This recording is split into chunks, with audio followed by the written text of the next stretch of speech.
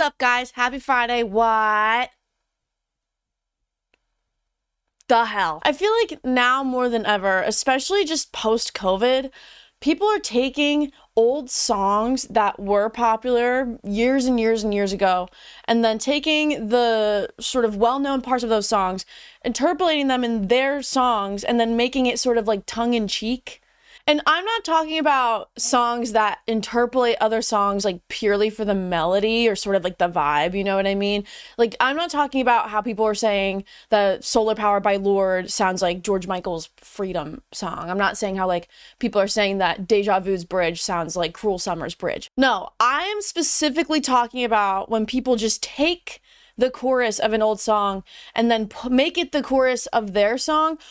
Or they'll just take the chorus and then make it sort of like tongue-in-cheek and change the context and make it like a different, it's like a parody almost of that song, and they put it in their song. Coi Leray has done this several times in her new album, and I'm not a Coi Leray hater by any means, but I do think it's frustrating how often pop artists, like just popular artists in general lately, are relying on this sort of tactic as a way to sort of safely ensure that the song does well, because there's already that established familiarity and reference that people are going to hear the song and go, oh, I know that song. Oh, it's like a play on that song that I already know that got famous on its own.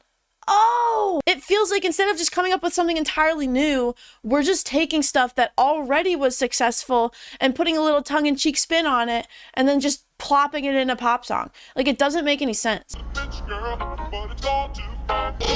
body, I can fuck who I want to. This is a man's world. Literally, the whole pitch of this song is like, what if instead of rich girl, it's like, what if she's actually a bitch girl, actually? Yeah, I think that'd be nice, actually. People would like that. And then this song is like, you know, that song, like, what if this song, it was like, it's my party, I can cry if I want to? Yeah, what if we did it for adults, actually? What if it was like about, it's my body, I can F who I want to? Have you thought of that? Has anyone thought of that? And then what if in this song, you know that song, Man's World, by James Brown? It's like, yeah, why don't we just put that one in here? I'm not the fun police. I'm not like against interpolation. I'm not against sampling. I think it's fun. I think it's really cool if you can take a song that was successful, put it in a new context, and put your own spin on it and put it out in the world. If you genuinely just are doing it for the sake of, oh, I want to make something of interpolating this song I really love. But I feel like there's something about how it's been done lately that feels less like artists wanting to take existing art and put it in a new context for the sake of the craft. And it's more like, how can we make sure this song makes a lot of money by sort of taking something that people are already familiar with and just slapping it in a Coi Leray song, slapping it in a Calvin Harris song? How can we do something that's a bit more safe? What the hell? Dude, wait, okay. I went to find this Calvin Harris song and it's like, what? How many times are you gonna do? Dude, I can't get, there's a million. It's all Miracle with Ellie Goulding. So what if there was a song, you remember that song, like, I'm Blue, about how, you know, I'm sad? Like, what if we put a spin on it about being happy? What if that happened? Has anyone thought of that yet? Hey, has anyone thought of that yet? I'm good, yeah, I'm feeling alright. It feels like it's less about appreciation for that original piece of work and more like, I'm gonna use this thing that was popular and literally just slap it in my own song. People like that song already. Why don't I just do that song? But it's not even a cover. Like, it's literally not a cover song. It's just like somewhere in between a cover and then just like interpolating a bit of it. It's like the centerpiece of the song.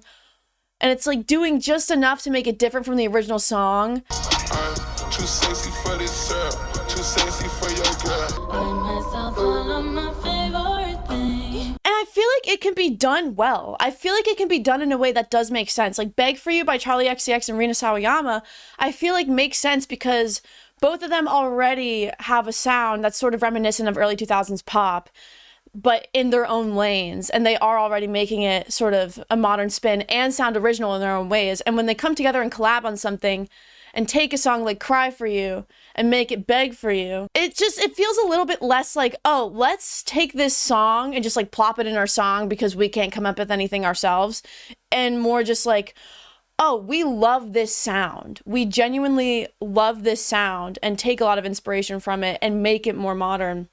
Why don't we take this song and put a modern spin on it, sort of. You know what I mean? It feels more like they actually wanted to do it. I don't know. And it's like, I don't know. But I feel like when it's something like, it's my body, I can own who I want to, or it's like, I'm good. Guys, like, can we come up with it's literally the same energy as iCarly spinoff, 3 different SpongeBob spinoffs where they're all babies. Instead of investing in this idea that's original and good, why don't we invest in like a reboot of a show that already was successful 20 years ago? Why don't we make Patrick Star a baby? Why don't we make SpongeBob a baby? Why don't we make iCarly adults? Like, it's the same energy sometimes, and it's so frustrating. And I think that the difference between TV and music is I think that someone can take an old song and interpolate it and put their own spin on it in their song in a way that's less, I want to be sure this makes money, and more, I just genuinely appreciate this sound and love this song and want to put my own take on it. I think that does happen sometimes in music still, whereas I think when it happens in TV, it is purely, well, ratings are in the toilet, SpongeBob babies. Oh, well, we got to figure out how to make money. iCarly as adults. It seems like it's always like, how can we milk this franchise that was so wildly successful, that made this company so much money, and capture new generations with this franchise while also bringing in the older generations because they already have a sense of familiarity with SpongeBob. Why don't we make them babies? Like, it's just, stop! Enough with the babies! Enough with the babies! I hate the baby spinoff. I hate the adult spinoff. Can we just come up with a new thing? Fuller House, it's never going to top the original thing. It is never going to live up to it because the original thing was original. It's always going to be a worse version of the original thing, like always, or just as good at best. When I see stuff like this, it's like, I'd rather just go listen to the other thing, you know? I'd much rather just go listen to the other thing. I don't know what it is, and I don't know why I feel like I'm noticing it so much more now than ever in music.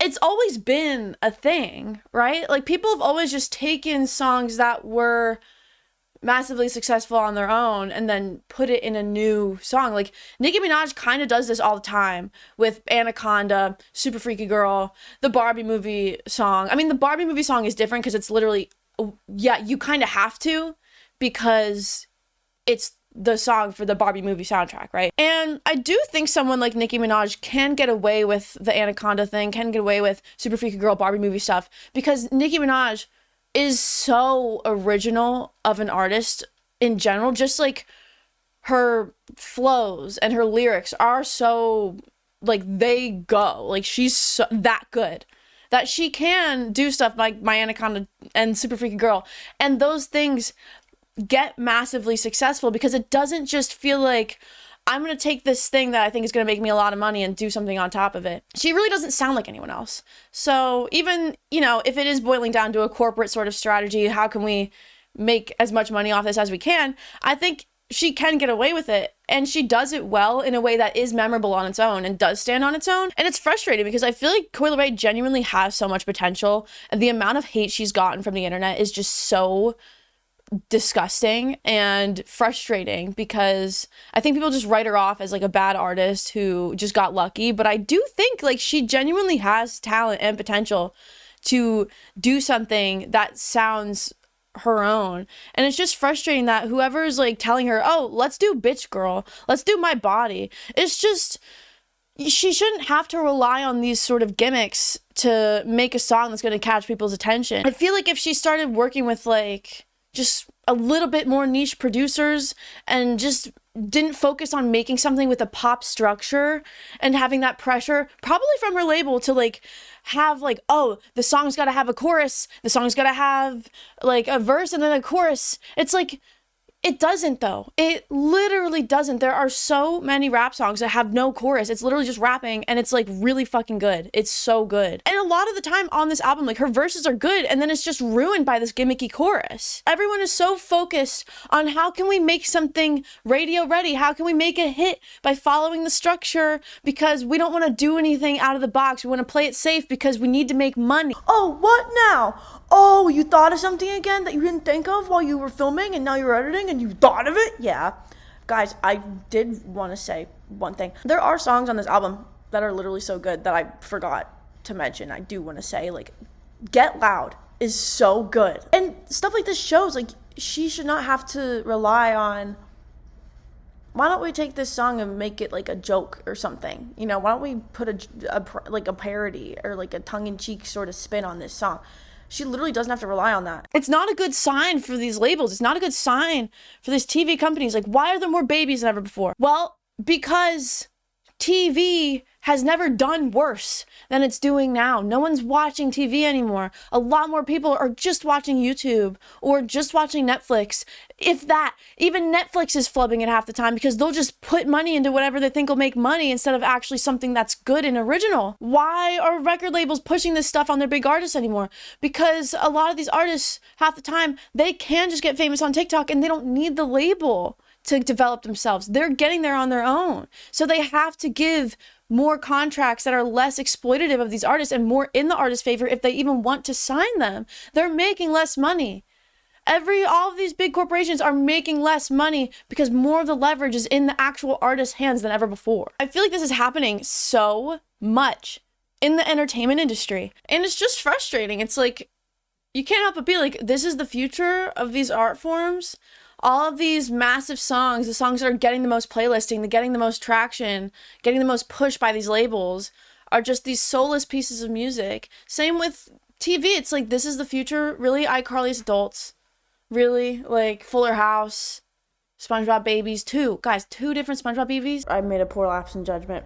Patrick Star Show, he is not a baby in that one. Cam Coral, they're babies. Patrick Star Show, he's just not a baby. And I feel like a lot of the time, like, the higher ups in these industries are just so old and out of touch that they don't understand how people consume things anymore, and they don't want to change because it's like, well, these things have worked so much when I was first getting started. How could it possibly change? How could it possibly not work anymore? And it's like, that's not how business works. Like, you have to constantly be open to adapting and doing new things, trying new things, or else people are going to get tired and someone else is going to do it different and better, and they're going to outperform you. And again, I'm not talking about when songs interpolate melodies of other songs. I'm not talking about when people cover songs, you know, that is not what I'm talking about at all. I guess the sort of point of this video is just to be like, guys, has anyone else noticed this lately or something? What's up with all this lately, huh? And what's your take on it? Do you know what I'm talking about? Like, do you get what I'm, like, you know what I mean? I do think, regardless, this is interesting. I think this is an interesting phenomenon that I feel like I'm noticing so much, like, every week in New Music Friday. So I just kind of wanted to talk about it. And let me know what you think, guys. Thank you so much for watching. If you like this video, give it a like. It's fun over here. Subscribe to my channel, Dev Limes. That is, upload like 2 to 3 times a week. Yeah, that's right, I do. Have a good weekend, guys. Bye.